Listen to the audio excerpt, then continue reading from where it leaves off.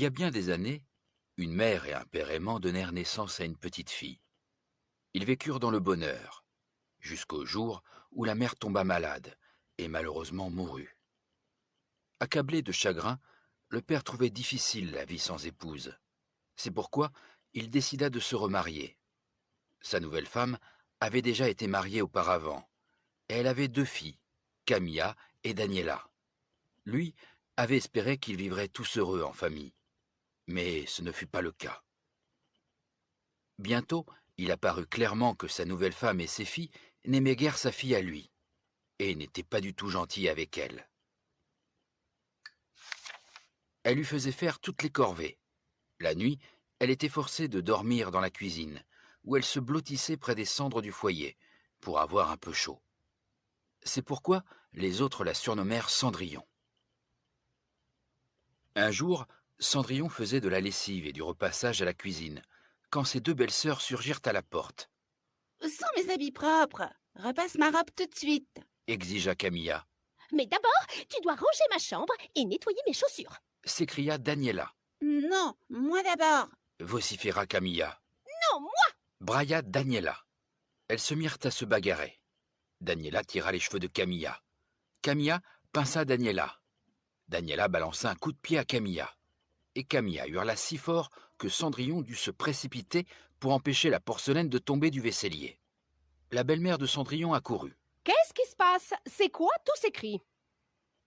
Ses filles cessèrent aussitôt de se chamailler et montrèrent Cendrillon du doigt. « Elle ne veut pas repasser ma robe. » Se plaignit l'une. « Elle ne veut pas nettoyer mes chaussures. » Renchérit l'autre. « Elle est méchante et nous veut et du nous mal. veut du mal. » Ajoutèrent-elles.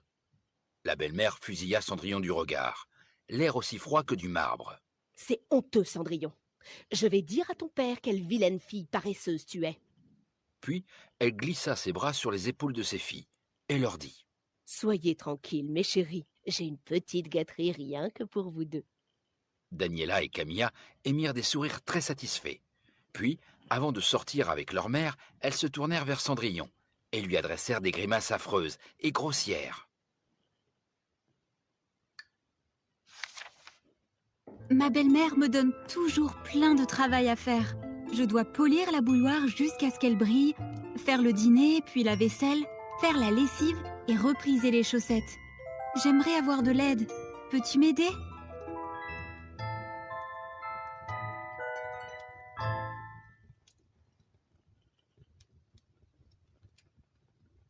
Cette casserole sert à cuire des aliments.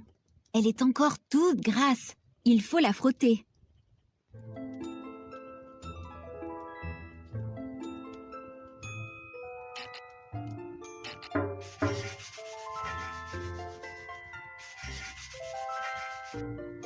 Merci, c'est presque fini.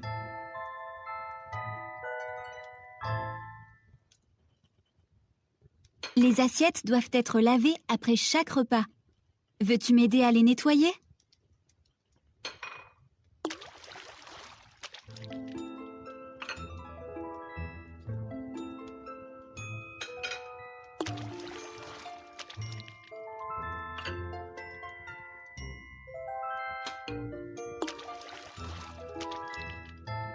Il ne reste plus qu'un travail à faire.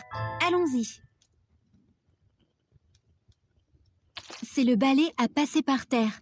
Balayons toute cette poussière.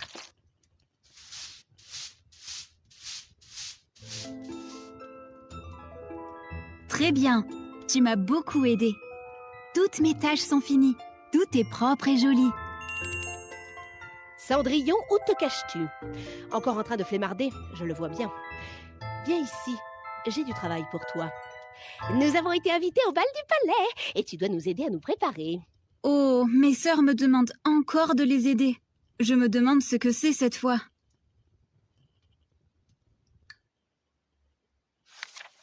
Cendrillon, au bord des larmes, remarqua que sa belle-mère avait laissé quelque chose sur la table de la cuisine. C'était une invitation. Elle la ramassa, essuya un sanglot et lut. Son Altesse royale le prince a l'honneur de vous inviter au grand bal royal de l'été au palais. Tenue de soirée exigée. Répondre s'il vous plaît. Ah, comme ce serait merveilleux. songea-t-elle, si elle pouvait se rendre au bal dans une belle robe de soirée et peut-être même rencontrer le prince. Elle se mit à imaginer la scène, le palais magnifique avec ses tours majestueuses, la salle de bal scintillante, les invités très chics et la musique. Ah, quelle belle musique il y aurait! Les danseurs valseraient et glisseraient sur la piste de danse, et bien sûr, le prince serait là, beau et charmant. Il la remarquerait, traverserait la salle de bal et, soudain, sa belle-mère réapparut. « Donne-moi ça! Comment oses-tu lire mon courrier ?» s'écria-t-elle en lui arrachant l'invitation des mains. « Ne crois pas que tu vas aller au bal, parce que tu n'iras pas. Tu as beaucoup de tâches ménagères à faire ici. Remets-toi au travail, sale paresseuse. » Quand sa belle-mère fut partie, de grosses larmes se mirent à couler sur les joues de Cendrillon. Elle avait bien songé à raconter à son père à quel point elle était maltraitée. Mais elle sentait qu'elle risquait de ne pas être comprise et de le décevoir. C'était la parole de sa belle-mère contre la sienne. Mais parfois, c'était trop dur à supporter. Cendrillon, tu as intérêt à nous rendre d'une beauté éblouissante. Trouve-moi une robe de bal fabuleuse, afin que le prince ne puisse pas détacher son regard de moi. Je dois leur faire toute une garde-robe. Veux-tu m'aider à choisir les plus belles robes de bal pour elle? À moi la première. Essayons celle-ci.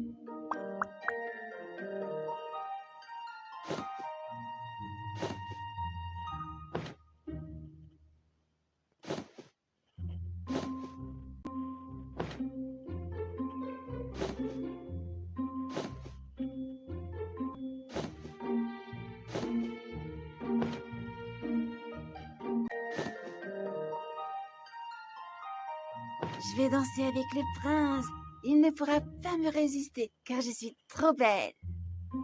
Je veux celle-ci. J'aime bien le rouge.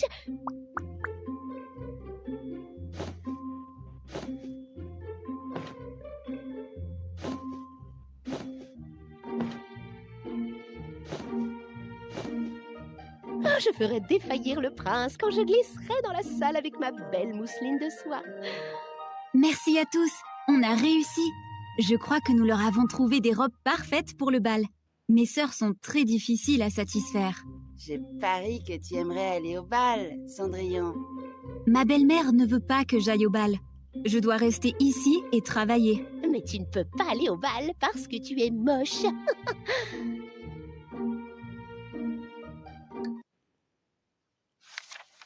Au cours des semaines suivantes, Cendrillon fut très occupée à fabriquer de nouvelles robes de bal pour ses belles-sœurs et sa belle-mère. Elle coupa, piqua, cousu, jusqu'à ce que les robes soient achevées. Quand arriva le jour du bal royal, ce fut un grand remue-ménage. Vernis mes ongles, Cendrillon. Cendrillon, brosse mes cheveux. Attache mon nœud. Arrange ma robe. Trouve-moi un jupon. Attache mes boutons. Va chercher mes chaussures. Fais-le tout de suite. Pauvre Cendrillon, qui courait de ci de là à faire tout ce qu'elle pouvait pour ses belles-sœurs. Elles étaient magnifiques dans leurs nouvelles robes de bal. Celle de Camilla était faite de soie bleue et de l'or le plus fin, et celle de Daniela de satin rouge et doré. Toutes deux portaient leurs plus beaux bijoux, des bagues et des colliers de perles et de diamants. Elles paradaient, comme des paons, autour de la chambre, admiraient leurs reflets dans le miroir, chacune s'estimant plus belle que l'autre. « Ma robe est plus belle que la tienne !» déclara fièrement Daniela. « Ce n'est pas vrai, c'est la mienne qui est la plus belle !» répliqua Camilla. « Le rouge est une couleur affreuse, il fait ressortir tes boutons. » « Pas du tout. Le rouge est une couleur royale et je vais danser avec le prince. Il ne pourra pas me résister car je suis trop belle. »« Tu es moche, comme un crapaud. Ce sera moi qui ferai défaillir le prince quand je glisserai dans la salle avec ma belle mousseline de soie bleue. » railla Camilla. La figure de Daniela vira au cramoisi, presque dans les mêmes tons que sa robe. « C'est ce qu'on verra. » cracha-t-elle. Pleine de colère, elle s'élança contre sa sœur. Mais Cendrillon s'interposa aussitôt. « Arrêtez, je vous en prie. Vous êtes très belles toutes les deux, et je suis sûre que vous allez danser chacune avec le prince. » « Je l'espère bien. » lança Daniela d'un ton suffisant. « Mais pas toi. » ajouta cruellement Camilla. Puis, Dans un froissement de jupons de soie, elles sortirent sans même dire merci. La calèche arriva pour les emmener au palais. Le père de Cendrillon accompagna son épouse et ses belles-filles à la porte. « Où est ma fille ?» s'étonna-t-il. « Elle ne vient pas au bal avec nous ?» Juste ciel, non. Rétorqua sa femme. Elle s'est très mal comportée. Et en punition, elle reste à la maison.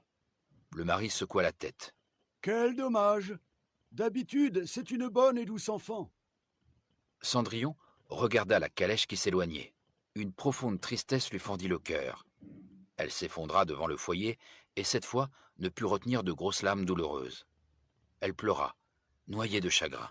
« Oh, pourquoi ne puis-je pas aller au bal? J'en avais tellement envie. Pourquoi me traite-t-on avec tant d'injustice? J'aimerais que ma mère soit là et prenne soin de moi. Oh, comme je souhaite aller au bal !» Soudain jaillit un éclair de lumière bleue. Puis apparut à ses côtés une belle femme dont la robe d'un bleu profond étincelait comme une nuit étoilée. Elle tenait une baguette magique scintillante. Elle adressa à Cendrillon le plus doux des sourires. « Et tu iras au bal, ma très chère fille. N'aie pas peur, Cendrillon. Ta mère m'a envoyé exaucer ton vœu. Je suis ta bonne fée et je vais prendre soin de toi. » Cendrillon était si stupéfaite qu'elle peina à trouver ses mots. « Oh, merci, merci, c'est très gentil à toi. Mais comment puis-je y aller dans ces vieux habits? Comment y entrerai-je ?»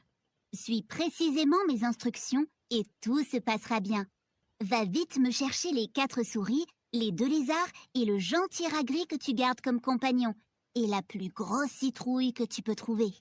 Cendrillon fit ce qui lui était demandé.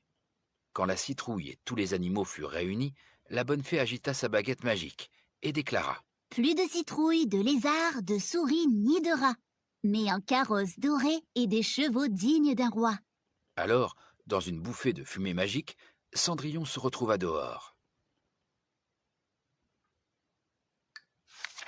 Devant elle se dressait un carrosse doré des plus somptueux. Il était tiré par 4 chevaux blancs, qui levaient la houppe de leur tête bien haut sous le ciel du soir. Il y avait aussi 2 laquais très élégants, qui l'attendaient, et un cocher, à favoris blancs, pour conduire le carrosse. En effet, c'était digne d'un roi, ou plutôt d'une reine. « Grand Dieu !» s'exclama Cendrillon. Elle remarqua alors son tablier tout rapiécé. « Ne te soucie pas de ça. » lui dit doucement sa bonne fée. « Ferme les yeux à présent et ne bouge surtout pas. » Elle agita une nouvelle fois sa baguette magique en déclamant. « Plus de vieux habits cousus de pièces, mais une belle robe digne d'une princesse. » Il y eut un éclair de lumière argentée. Quand Cendrillon ouvrit les yeux, elle fut ébahie. Ses haillons avaient été changés par la plus fantastique des robes de bal, qui chatoyait d'un éclat bleu magique. Ses cheveux brillants étaient couronnés d'une tiare de cristal bleu, et elle découvrit à ses pieds des escarpins en cristal des plus gracieux et délicats. Souriante, elle rayonnait de la tête aux pieds, d'une beauté extraordinaire. « Tu es prête pour le bal maintenant, » déclara la bonne fée. « Tu es très belle. » Oh, c'est mon rêve qui se réalise. Comment pourrais-je assez te remercier? Répliqua Cendrillon avec gratitude. « Avant de partir, écoute-moi bien, Cendrillon. Ma magie durera seulement jusqu'à minuit. Tu dois donc être rentré avant que sonnent les 12 coups. Voici ton invitation.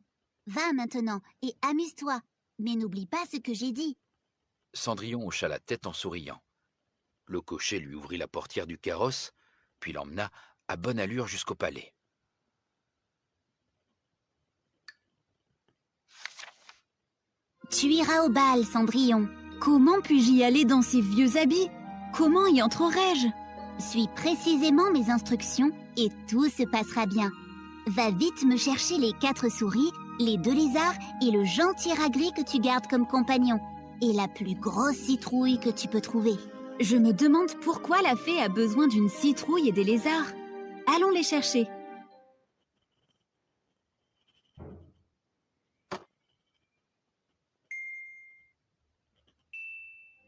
Très bien tout le monde. Avec mon sortilège, je vais changer la citrouille en carrosse et les lézards en 2 superbes laquais.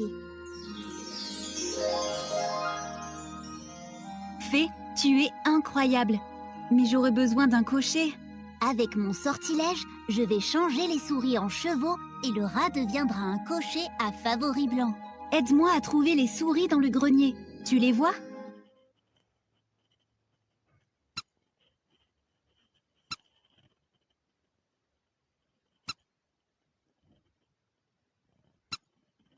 Très bien, on a tout trouvé. Plus de citrouilles, de lézards, de souris ni de rats, mais un carrosse doré et des chevaux dignes d'un roi. Plus de vieux habits cousus de pièces, mais une belle robe digne d'une princesse. C'est merveilleux, je me sens comme une princesse. Tu vas avoir la robe de bal la plus magique et magnifique. Je n'ai jamais vu une robe de bal aussi fantastique. On a presque fini. Regarde ce que tu peux trouver dans le carrosse. Mets tes chaussures, rends-toi au palais et amuse-toi. Ma magie durera seulement jusqu'à minuit. Tu dois donc être rentré avant que sonnent les 12 coups. Ah, c'est mon rêve qui se réalise. Comment pourrais-je assez te remercier?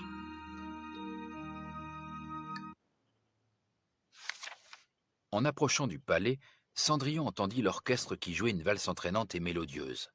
Son cœur battait la chamade, et elle avait l'impression de flotter, attirée vers la musique et la salle de bal. Comme elle attendait en haut des marches pour être annoncée, un profond silence tomba parmi les invités. Le chef d'orchestre lâcha sa baguette, et la musique s'arrêta. Votre Altesse royale, Seigneurs, Mesdames et Messieurs, j'ai l'honneur de vous présenter la princesse Mirabella. Était-ce là son nom? Il était nettement inscrit sur l'invitation que la bonne fée lui avait donnée. Alors peut-être que pour cette nuit, elle était réellement une princesse. Sa beauté était si envoûtante que tout le monde la contemplait bouche bée. Le prince tomba amoureux d'elle sur le champ, et le temps qu'elle accomplisse un dernier pas, il lui avait pris la main. M'accorderez-vous le plaisir de cette danse? Mais bien sûr, Votre Altesse. Répondit-elle en souriant. Son cœur palpitait comme un essaim de papillons. Ils dansèrent, et dansèrent, emportés par la musique. Ils glissaient et tournoyaient à travers la salle de bal. À l'évidence, le prince avait trouvé la fille de ses rêves, et celle-ci avait découvert son grand amour. Bien entendu, cela ne plut pas du tout à Camilla et Daniela. Elles se mirent à disputer Cendrillon, à lui reprocher de ne pas les avoir rendues assez belles pour attirer l'attention du prince. « C'est pas juste !» s'exclamèrent-elles, et elles restèrent assises toute la soirée, l'air boudeur et le regard mauvais. Pendant ce temps, le roi et la reine échangeaient des sourires. « Ils forment un couple parfait. Ne trouves-tu pas, mon cher ?» Le roi acquiesça et pressa la main de la reine. « En effet, ma chère, en effet. » Or Cendrillon avait oublié le temps qui passait, jusqu'à ce que l'horloge se mette à sonner. C'était le premier coup de minuit. Elle réalisa soudain que sa robe de bal allait redevenir des haillons, et que le carrosse doré reprendrait sa forme de citrouille. À cette pensée, elle s'enfuit en toute hâte dans l'escalier de la salle de bal, perdant un de ses escarpins en cristal au passage. Elle n'eut pas le temps de le ramasser. Quand l'horloge sonna le dernier coup de minuit, elle vit, horrifiée, son carrosse doré disparaître. Puis, elle se retrouva dans ses vieux vêtements et son tablier rapiécé. Sa soirée enchantée était terminée. Au palais, sa sortie précipitée avait plongé tout le monde dans le désarroi. Le prince était perplexe. Il ne comprenait pas pourquoi sa princesse était partie si soudainement. Il ramassa sa chaussure et se précipita dans l'escalier avec sa suite. Il fouilla tout le palais et les jardins à sa recherche, mais ne la trouva nulle part. Il finit par retourner le cœur lourd dans la salle de bal. Tenant délicatement le gracieux escarpin en cristal, il déclara : « Je fouillerai de long en large tout le royaume, et celle à qui va cette chaussure sera madame. » Les invités commençaient à partir. La soirée s'achevait. Oh non, il est déjà minuit. Je dois partir très vite avant que ma robe redevienne mes vieux habits élimés.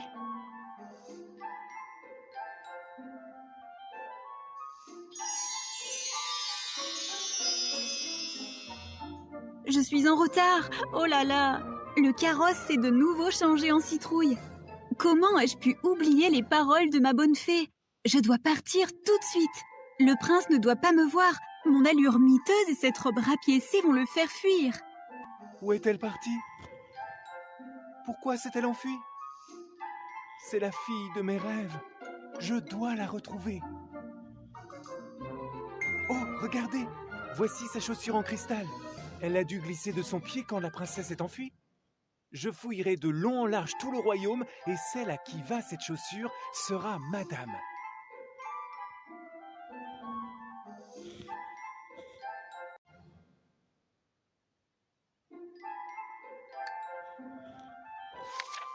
Le jour suivant, le royaume s'éveilla tout bruissant de rumeurs sur la chaussure en cristal et sur cette mystérieuse princesse qui avait ravi le cœur du prince.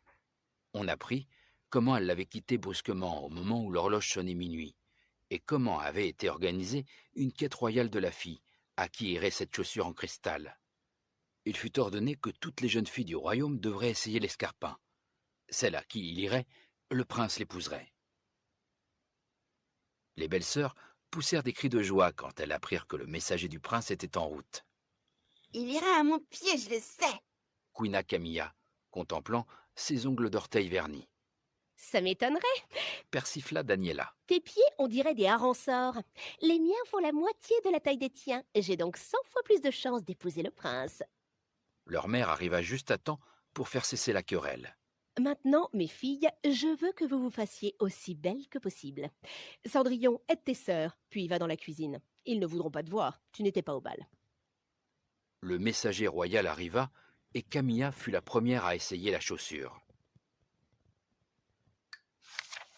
Elle y poussa et força son pied autant qu'elle le put, mais c'était clair qu'il ne rentrerait jamais. Daniela ricana et marmonna. Pieds de harençon. Entre ses lèvres. Puis, ce fut son tour. Elle poussa et força autant qu'elle le put pour serrer son pied dans la chaussure. Elle poussa un cri soudain. Elle avait attrapé une crampe aux orteils. Elle hurla, brailla et fit de telles grimaces que le page et le messager royal peinèrent à se retenir de rire. « Oh, mon cher, cette chaussure ne va à aucune fille du royaume. Nous les avons toutes visitées. » annonça le page au messager royal. Celui-ci se tourna alors vers le père de Cendrillon, qui avait observé la scène avec patience, et lui demanda, sur un ton plein d'espoir. « Vous n'avez pas d'autre fille ?»« Ah, si, j'ai une autre fille, répondit-il. Je crois qu'elle est à la cuisine. » Mais elle n'est pas allée au bal. Le coupa sa femme. « Nous avons ordre qu'elles doivent quand même essayer la chaussure, » déclara le messager. À contre-cœur, la belle-mère alla chercher Cendrillon. Cendrillon se pointa dans ses vieilles hardes et son tablier rapiécé, et elle s'assit pour essayer l'escarpin. Bien entendu, son délicat petit pied s'y glissa avec aisance. Tout le monde sursauta. « Bonté divine, il lui va !» Cendrillon sortit alors l'autre escarpin de la poche de son tablier et le chaussa. Il y eut un éclair de lumière bleue, et elle apparut de nouveau dans sa robe de bal, plus belle que jamais. Le messager royal l'emmena aussitôt au palais, où le prince attendait des nouvelles de sa princesse perdue. « Oh, on a réussi, votre Altesse royale !» annonça le messager. « Nous avons trouvé la fille à qui va le chausson de cristal. » Le prince sourit en contemplant les jolis traits de Cendrillon. Il reconnut aussitôt cette fille dont il était tombé amoureux au bal. Il lui prit la main. « Ma très chère Mirabella, voudriez-vous me faire le grand honneur de devenir ma femme ?» Cendrillon acquiesça en souriant. Elle avait du mal à croire à ce qui lui arrivait. Sa belle-mère s'évanouit. Quand elle reprit ses esprits, elle se fâcha contre le père de Cendrillon pour avoir parlé de sa fille au messager royal. Ils auraient certainement choisi une de mes filles pour épouser le prince si cette affreuse Cendrillon n'était pas apparue. Exaspérée, elle fit ses valises, prit tout l'argent et partit avec ses deux filles. Et l'on n'entendit plus jamais parler d'elle.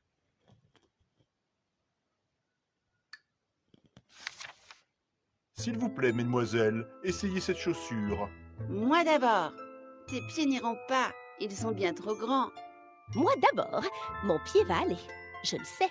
Peux-tu faire cesser cette dispute? Touche la sœur qui, selon toi, devrait essayer la chaussure la première. » Ah, oui, mon pied est coincé. Aidez-moi. Cette chaussure ne vous va pas, mademoiselle. Oh non, elle est trop petite. Je ne peux même pas y glisser le gros orteil. Puis-je essayer, s'il vous plaît? Comment cette chaussure pourrait-elle être à toi? Tu n'étais même pas au bal. On m'a ordonné de fouiller de long en large tout le royaume, et celle à qui va cette chaussure sera du prince la dame. Elle ne peut pas être la princesse du bal. Je n'y crois pas. Mademoiselle, la chaussure vous va parfaitement. Je vais vous emmener au palais où le prince vous attend. Cette robe est splendide. C'est merveilleux. Je me sens comme une princesse.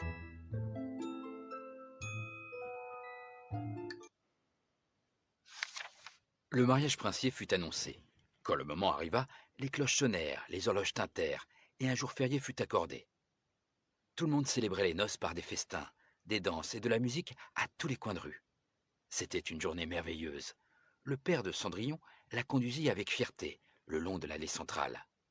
Le roi et la reine leur donna leur bénédiction, ainsi que la bonne fée de Cendrillon, d'un mouvement de sa baguette magique. Le prince avait trouvé la fille de ses rêves, et Cendrillon avait découvert son grand amour. Est-il besoin de le dire? Ils vécurent heureux pour toujours.